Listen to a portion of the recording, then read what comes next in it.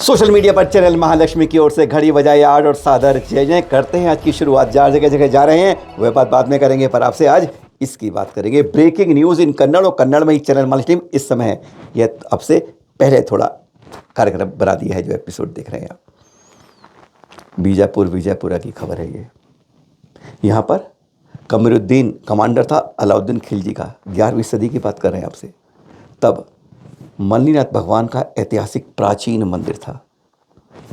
तोड़ दो, इशारा किया और उसने तोड़ा और बना दिया पर कमरुद्दीन मस्जिद। बाद में विवाद हुआ, आज भी उसके पुरातन के, और ये ब्रेकिंग न्यूज़ में आ रहा है कि खुलासा हो गया है। पर अब अफसोस ये है कि वक्फ ने उसको हड़प लिया है, जमीन बना दी है कि ये तो हमारा ही है। यही नहीं, इस कन्नड़ की रिपोर्ट में जो ब्रेकिंग न्यूज़ आ रही है इसमें यह भी बताया गया है कि ऐसा एक नहीं 43 जगहों को वक्फ ने अपने कब्जे में ले लिया है जो उसके नहीं थे। अगर इस तरीके से हमारी संपत्तियां, हमारे मंदिर अगर वक्फ के नाम पे लिख दिए जाएंगे तो वह दूर नहीं, जब लाल किला, कुतुब मीनार, संसद भवन, राष्ट्रपति भवन भी वक्फ के नाम हो जाएगा।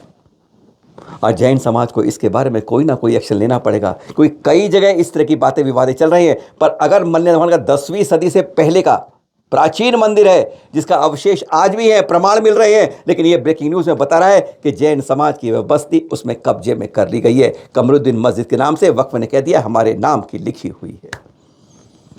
अगर इस तरह की बातों पर हम ध्यान नहीं रखेंगे, क्योंकि कन्नड़ की है, कन्नड़ में सिमट के रहेगा, ये आपके पास, ये हमने उनसे बात करके समझ के आगे आपके पास लेकर आए हैं। अरे जागिए, अपने तीर्थों की संरक्षण के लिए, हिफाजत के लिए, सुरक्षा के लिए आगे आइए, और एक एक तीर्थ को बचाने के लिए अगर लगोगे 100 लोग, तब जाके किसी तीर्थ को बचा पाओगे। नहीं तो इसी तरीके से एक इतिहास पुराना मिटता जाएगा और नए मंदिर खड़े करते जाओगे, कुछ नहीं मिलेगा। क्योंकि कल वह भी पुराना होगा और पुराना वह भी किसी के कब्जे में होगा। समय आप ये सुन रहे हैं ना, 8 बजे इस समय इंदौर में गजब की शादी, जहाँ कोई भी बाराती आ रहा है उसे कह दिया है कि गर्म कपड़े में, ऊन के कपड़े मत पहन के आना। ऐसा इस समय ठंड के समय में, रात के समय में, हाँ, कोई भी सिल्क का कपड़ा मत पहन के आना कृपया करके। कोई बेल्ट पहन के मत आना, कोई लेडीज़ पर्स मत, यानी लेदर का कोई सामान, जूते से लेके कोई नहीं होना चाहिए। और साथ में कह दिया है खाने में आपको ना दूध मिलेगा, ना चाय मिलेगा, ना रबड़ी मिलेगी, ना रसगुल्ला मिलेगा, ना कड़ी मिलेगी। अरे कई चीज़ें नहीं मिलेगी, मिलेगा क्या? और हाँ, दूल्हा घोड़ी पे भी नहीं आएगा, कार में आ जाओ, घोड़ी पर भी आने की एंट्री बैन है। किसी भी पशु के ऊपर, समझ गए आप? ऐसी गजब की शादी बता रही है। बाप रे बाप, सोच सकते हैं आप। पर उन्होंने क्या कहा है, हम दूध भी बनाएंगे, चाय भी पिलाएंगे, आपको रबड़ी भी खिलाएंगे, रसगुल्ले भी खिलाएंगे। पर कैसे बनाएंगे, सवाल यही है। इसे कहते हैं वीगन शादी, यानी जहाँ पर किसी भी पशु के उपयोग के उत्पाद की कहीं उपयोग नहीं होता है, वहाँ पर सबकी एंट्री बंद हो जाती है। अब आप सोचिए कैसी चाय पीते होंगे। यह सब बताते हैं आपको कि इस शादी में क्या क्या हो रहा है। सोचिए दुल्हन को क्या समझाया है। दुल्हन ने कह दिया है कि मैं तो शादी करूँगी, शर्मा जी की शादी हो रही है, छोटी बेटी की हो रही है, पहली बेटी की भी ऐसे हुई थी, और गजब की यहाँ पर बात हो रही है। देख रहे हैं आप, घी का इस्तेमाल नहीं होगा, दूध का इस्तेमाल नहीं होगा, पनीर नहीं मिलेगा, पर सब यह सब वैरायटी करें, हम सब बनाएंगे, दूध भी बनाएंगे। कैसे बनाएंगे, यह उत्पाद आपको नजर आएंगे। मूंगफली के तेल से घी बन जाएगा, दूध, अखरोट और उससे बन जाएगा। मतलब गजब की बातें हैं, कहने वाली बात नहीं है। ये एक नई शुरुआत देश में अब होने लगी है। शाकाहार के बाद वीगन की बातों की चर्चा अब होने लगी है। क्यों कहते हैं जो भैंस का दूध है, गाय का दूध है, तभी आता है जब उसके बच्चा होता है। हर स्तनजाई जीव के होता है, चाहे मनुष्य हो चाहे त्रियंच हो। तो किसका हक मारते हो, अपना या उसका? कभी समझ में आता है? आज ऐसा कोई इस धरती पर नहीं होगा जीव जो दूध का सेवन नहीं करता होगा, घी आदि उत्पादों का नहीं लेता होगा, मिठाई में रसगुल्ला, पनीर आदि का नहीं लेता। पर यहाँ पर यही तो बात हो रही है। सभी बारातियों समझा दिया गया है कि बगैर ऊन के कपड़े, बगैर सिल्क के कपड़े, बगैर लेदर इस्तेमाल, यह अनोखी शादी इंदौर में हो रही है। सभी परिजनों से बात हुई, वेगन के फ़ायदे क्या हैं यह बताई हुई। कोई कैलोरी कम नहीं होती है। 50 साल से यहाँ पर कहते हैं कई बीमारियाँ दूर होती हैं। शरीर में मजबूती में कोई कमी नहीं आती जब आप दूध पनीर आदि का उपयोग नहीं करते, तब भी कहते हैं शक्ति वही बरकरार रहती है। और इस बार में पिताजी कुछ खास कहते हैं। गिरीश शाह जी रिटायर हैं इस समय। कहते हैं 1 नवंबर को वीगन डे बनता है और सबको यहाँ पर रिटर्न गिफ्ट में जूट का बैग मिलता है। अनाज लीजिए, दाल लीजिए, इस तरह की सब्जी लीजिए जो पेड़ों पर उगती हैं। अब तक 11 राज्यों में 40 जगह भ्रमण करके यह इस तरह की बात कर चुके हैं गो वीगन के बारे में।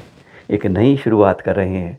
अब सोचने वाली बात है, क्या हमें दूध और उसके उत्पादों को ग्रहण नहीं करना चाहिए? पत्नी डॉक्टर राजश्री शाह बताती हैं कि मुझे समझ नहीं आया शुरू में कि दूध और दही आदि कैसे बनाऊंगी।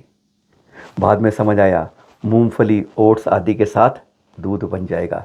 और विश्वास करिए, वो कहती हैं अब मैं जो मेहमान आते हैं उन्हें पिलाती हूँ, कोई समझ नहीं पाता कि दूध कौन सा बना है। और वह भी इस समय पूरी तरह वीगन में समर्पित है। बेटी जिसकी शादी होने वाली है, शमा शाह, टीसीएस में सॉफ्टवेयर इंजीनियर है, वो कहती है कि पशुओं पर क्रूरता बिल्कुल नहीं चाहती हूँ। मैं माँ बाप से यही सीख पाती हूँ और इसलिए मैं और मेरी बड़ी बहन, हम दोनों भी वीगन में आ गए हैं। अब आप सोच लीजिए कि क्या क्या लाभ इसके होते हैं, क्या क्या प्राप्त करते हैं। सवाल अनुत्तरित है कि कैसे शादी होगी। और समझिए, ना दूध होगा, ना रबड़ी होगी, रसगुल्लों की बात नहीं होगी, अरे ना कड़ी होगी, और फिर किसकी बात होगी? चाय कॉफ़ी कैसे मिलेगी? दूध की कहते हैं सब मिलेगी, बस यही तो बात होगी। चल पड़े बड़े चले मासोवासी आचार्य श्री परम सागर जी बद्रीनाथ के लिए आंध्र प्रदेश से तेलंगाना से क्रॉस करते हुए इस तरह उत्तर की ओर बढ़ रहे हैं। गजब ढा रहे हैं, 20-20 किलोमीटर चल रहे हैं और कहते हैं 2-2 उपवास करते हैं, तब परिणाम में 30 दिन आह लेते हैं। गजब की तपस्या, गजब की जागरूकता, और जहाँ जा रहे हैं वहाँ प्रभावना साथ करते जा रहे हैं। और अब दिखा रहे हैं आपको वह जीर्णोद्धार के एक चित्र। हासन जिले में बेलूर तालुक के अंदर जैनारा गुट्टी के मुनीषी वीर सागर जी इसके जीर्णोद्धार में लगे हुए हैं। इस तीर्थ के बिल्कुल जंगल की तरह सुनसान इलाके में पड़ता है और देखिए पर चारों तरफ से प्राकृतिक जैसे झरना झरता है, सौंदर्य में निखरता है। पूनम का चांद लगता है जब इसके अंदर कोई गुजरता है। हमें अपने तीर्थों के संरक्षण के लिए, संवर्धन के लिए आगे आना होगा।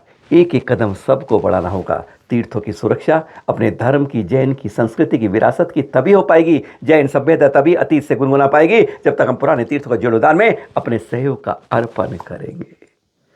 जो तीर्थों पर जाके कर सकते हैं वह तीर्थों पर जाके करें, जो अपनी शक्ति लगा सकते हैं वह तीर्थों पर जाके शक्ति लगाएं, और जो इस तरह नहीं कर सकते वह तीर्थों के लिए दान देकर अपना पुण्य अर्जन करें। तन मन धन और मन जब एक साथ होकर काम करेगा तब हम अपनी इस प्राचीन संस्कृति को, जो इस समय कहते हैं डेंजर मार्क पे खड़ी है, लाल घड़ी सामने खड़ी है और खतरे की घड़ी के बीच में, अगर हम सब एकता के साथ इकट्ठे अपने तीर्थों को बचाने के प्रयास करेंगे तो निश्चित ही वह दिन दूर नहीं जब हम अपनी विरासत को, संस्कृति को बचा पाएंगे और कह पाएंगे यही हमारी प्राचीन धरोहर है। और कहते हैं एक प्राचीन तीर्थ को अगर आप जीर्णोद्धार करते हो तो 100 नए तीर्थों का पुण्य अर्जन भी करते हो। फिर मिलेंगे आपके साथ कुछ कई खबरों के साथ। सादर जय जिनेंद्र।